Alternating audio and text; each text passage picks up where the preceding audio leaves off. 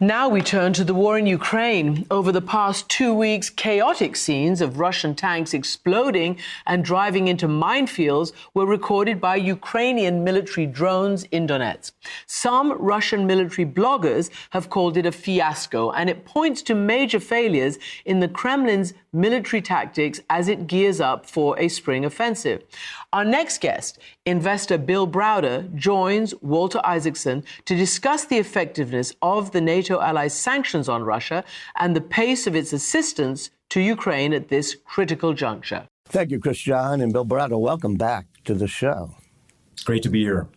You were once the largest foreign investor in Russia, and now for the past 2 decades, you've been one of the strongest enemies, I would say, of Vladimir Putin, especially trying to put sanctions on him for the things he's done, and now Ukraine. Tell me, in the past year, since this Ukraine war has happened, what you've learned. Well, we were living in a world before where everybody was for literally 20 years, everybody was trying to appease Putin. He would do the most terrible things. He invaded Georgia, he carpet bombed Syria, he took Crimea, and nobody wanted to do anything, somehow thinking that if they just kept their hands away from him, he would somehow behave himself. And what we've learned is that he's a murderous, a mass murderer who's invaded a foreign country, escalated the war, killed tens of thousands, if not hundreds of thousands of people. And we're now in a world where we have to use everything we've got to shut this guy down. Wait, when you say everything we've got, are you talking more about economic sanctions, or should we just go in militarily? Well, I don't think any of us want to send our own troops into Russia, but I think that if you look at the behavior of the United States and the EU and various other countries militarily, we've given the Ukrainians enough not to lose the war, but it's drip feeding as we give them this stuff, and they certainly don't have enough yet to win the war. Zelensky is going around begging for stronger weapons to repel and get the Russians out of Ukraine, and it's a thought out strategy not to give the Ukrainians what they need. I've heard this stated explicitly from the United States and other countries. Everybody's worried now about provoking Putin, escalating, when Putin is doing all the escalating. Well, wait, you say you talk to U.S. and other military officials and people around the world, and they say we can't do that because the escalation could get too bad. Isn't there a little truth in that? Don't we have to worry about this really escalating out of control? Well, so it escalated out of control on February 24th. Vladimir Putin launched an invasion of a peaceful neighbor. That was the escalation. He's bombing them every day. He's bombing civilians. He's trying to take out electricity infrastructure. He's killing people all over the place. That's the escalation. And so all we're trying to do now is stop this, and the only way to stop it is by defeating him. And if you look at it from a from a U.S. standpoint, here you've got a hostile international power that doesn't have our best interests at heart. We don't have to lose a single American life by supporting the Ukrainians. They're ready to fight for all of our freedom. We should give them everything they ask for. For the past year, you've been going around the world and Europe talking about more and more sanctions. Tell me, though, what sanctions have been effective so far? Well, I think all of them have been to a greater or lesser extent. But you have to think about sanctions two ways. Sanctions can either be a deterrent, which they haven't been because we didn't use them properly beforehand, or they can be a punishment. Here they've been a punishment. And so there's a whole different sort of sections of sanctions. The first is that we've frozen $350 billion of Russian central bank reserves. That's like their war chest. That money is no longer available to them. We've also sanctioned about 40 Russian oligarchs, and there's hundreds of billions of dollars of oligarch money frozen around the world, which in my opinion, that's sort of another war chest of Putin's. He can draw on that money. We've also cut Russia's banks, many of them, most of them, off of the SWIFT international banking system. We've sanctioned the oil companies. We've also made it impossible for them to import technology. And this is, I think all of these things are grinding Russia down. It's not going to be something that happens overnight, but it's grinding Russia down. And when do you think that will grind them down so that they might stop? I'm not sure it's going to grind them down to them stopping for one simple reason, because they continue to sell oil and gas in large quantities to the West. The numbers after the war were like $1 billion a day of Western money was going into Russia. And $1 billion a day was being spent to kill Ukrainians. And the numbers might not be $1 billion a day anymore. Maybe it's 700 million a day or 500 million a day, but it's still a lot of money that's going into Russia, which they can use for their war effort. And until we stop buying their oil and finding a way to get other people to stop buying their oil, they continue to have money to do this. How could we get people to stop buying oil? I mean, what should we do on oil? We could say to all there is a big proportion of the world right now, a very big proportion, the G7, the European Union, who have all said, we want to sanction Russia, we want to prevent them from doing this. Then there's a much smaller section of the world from an economic standpoint that says that we want to continue to do business with Russia. Countries like South Africa and Indonesia and Brazil and India. And we could easily, if we wanted to, we could say to those countries, if you want to do business with us, you can't do business with Russia. Well, wait a minute. If we had to do that, we'd be saying you can't do business with China. You can't do business with India. You can't do business with South Africa. All of these countries have not yet joined the sanctions regime. But that's what I'm saying is, so you go to South Africa, for example, you say, you want 70% of the world or you want 1% of the world? Because if you do business with 1% of the world, we're going to cut you off from 70% of the world. We could actually do that. And if we did that, they would have to make a choice. Right now, we're not forcing them to make any choice. And we could isolate Russia much further than we're currently doing if we said to everybody, it's either us or them.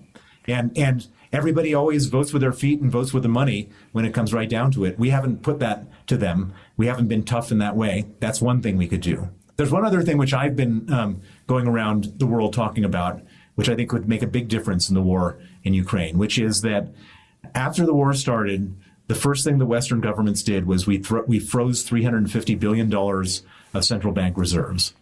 The war has done at least $1 trillion, maybe $1.2 trillion of damage to Ukraine. Russia's done the damage. We have custody of their money. Instead of just having that money frozen, that money should be confiscated and handed over to the Ukrainians, both for their defense and their reconstruction. Putin broke it. He should fix it. That's probably the single biggest thing we could do in the very short term to tip the balance in Ukraine's favor in this whole conflict. Explain to me the mechanics of confiscating their central bank reserves. Well, so at the moment, those reserves are protected by something called sovereign immunity. Sovereign immunity means that anything that belongs to a country, a state, can't be taken away. You can't just move into the embassy because you would like that property because it belongs to that country.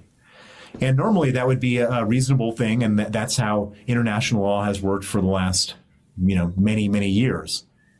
Now, Putin has redefined international crime. He has redrawn the borders of Europe. He's invaded a foreign country. He's been a mass murderer, killed unimaginable numbers of people. And so we're sitting there in this situation where he's redefined international crime. And we're sitting there saying, and your money is still protected.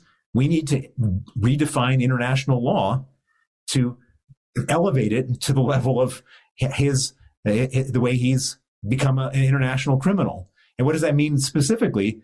That means that laws have to be passed in a number of major developed countries, which says that sovereign immunity always applies in every single circumstance, except in the circumstance when a country has invaded a neighboring country and committed an act of aggression, which is how this war is being defined under legal terms.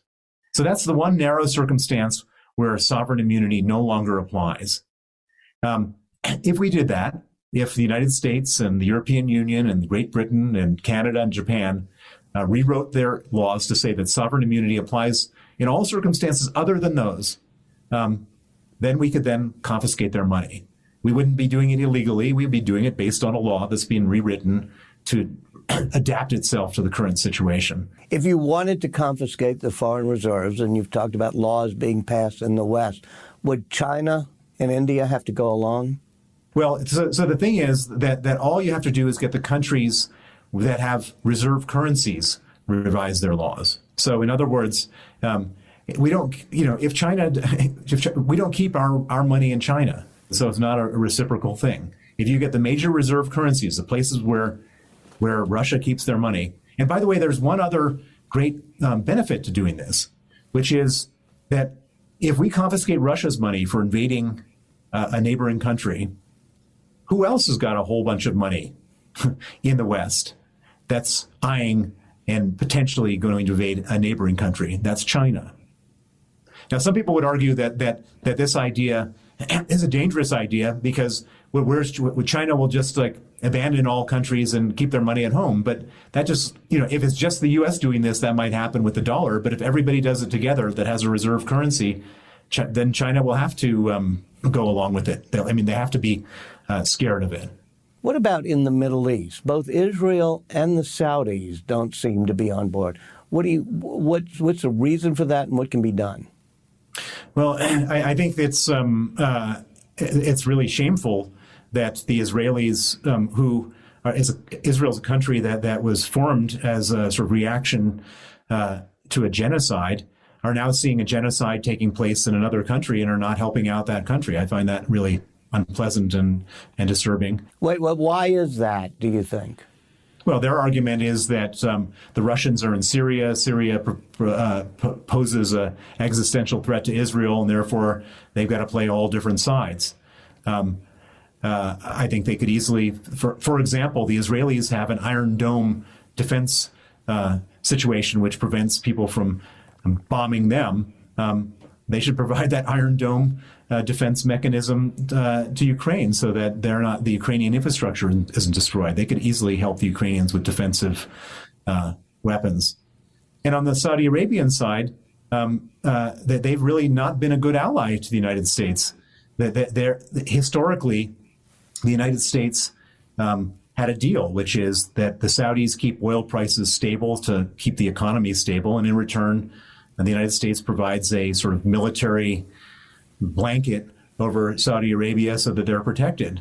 And the military blanket continues to exist, but they haven't been playing ball when it comes to oil. When the oil prices went up because of Putin, what do? They cut production even more. I think the Saudis aren't playing fair game, and nor is the United Arab Emirates. The United Arab Emirates are hosting scores of Russian oligarchs. Numerous Russian oligarch yachts are parked in Dubai.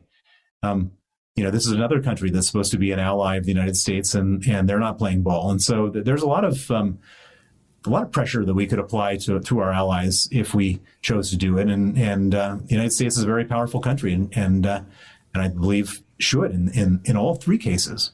One of the things you've always pushed for is going after Putin's wealth personally. Tell me, how did he get all that money, and where is it, and what can we do? Well, so Putin doesn't keep any money in his own name. If he did, then whoever had the bank documents to show it could blackmail him. So Putin has to rely on people he trusts. I call them oligarch trustees. And so when you see an oligarch who's supposedly worth $15 or $20 billion on paper, you can be pretty well sure that half that money belongs to Vladimir Putin. And so when we sanction the oligarchs, when we identify the biggest and richest oligarchs in Russia, and we freeze their money, we're not just freezing their money, we're freezing Vladimir Putin's money. And so one of the reasons that I've been so forceful on the issue of sanctioning Russian oligarchs is because we're sanctioning Vladimir Putin personally. And so we've done a good job with that. And he says, this doesn't matter. Well, he's fuming when these oligarchs find their assets frozen at different banks around the world. You say this is going to be a long war the way it's going now. Envision for me what it'll be like 5 years from now if this thing is still going on the way it is. Well, this is his vision, in my mind, is he knows he can't win the war, but he also doesn't care about the lives lost from his side. He doesn't really care about the destruction of his military equipment. in his mind, what he's thinking is that we're going to lose patience before he loses patience. He's thinking that in these democratic countries where we have elections all the time, where we grow tired and where we have a limited bandwidth, that eventually we're going to stop supporting Ukraine. And that's his only way out of this whole thing, is just to outlast us. And so, well, wait, might he be right? I think that's my biggest fear. I mean, if you look at the trajectory of the Ukrainians right now, they're really causing just no end of hardship for Putin and his military. And on the current trajectory, the Ukrainians probably would eventually succeed over some long period of time. And so, but we've heard murmurings in the United States and in Europe from far right, from all sorts of strange characters saying no more money for Ukraine, no more support for Ukraine. If those murmurings that are at the moment very narrow sections of the political establishment become bigger sections, Putin may very well be right. And that's the fear I have. And the reason why it's so important that we actually finally pony up whatever we have to do to help the Ukrainians win in a shorter period of time. Is it possible that there could be negotiations, or is that something you just can't envision? Well, I've been in a conflict with Putin, a personal battle with Putin for more than a decade over the murder of my lawyer, Sergei Magnitsky. And I've seen, and the battle has escalated to the point where there's international sanctions named after Magnitsky applied to Russia, which has led to all sorts of retaliation by the Russian government. And every time the Russians have an opportunity to do the right thing, to negotiate, to back down, to be reasonable, instead of doing the right thing, they've doubled down, tripled down, and escalated. I've never seen a moment when Putin shows any sign of compromise, any negotiation, any reasonableness in anything I've ever dealt with and anything else. He doesn't have the capacity to do that. And so here we are with this war in Ukraine, and he can't afford to show one tiny sign of negotiation, of compromise. And so from that perspective, and we've seen it play out. He doesn't, and he says, I'm ready for a peace negotiation, and that negotiation, the preconditions are Ukraine gives up their territory, and that's it. And of course, the Ukrainians aren't going to give up their territory. He invaded. He should be rewarded with their territory. No way. Bill Browder, as always, thank you so much for joining us. And finally tonight, on this Valentine's Day, love is in the air all over the world. Flowers, balloons, and weddings from Thailand to Pakistan, Philippines and Afghanistan.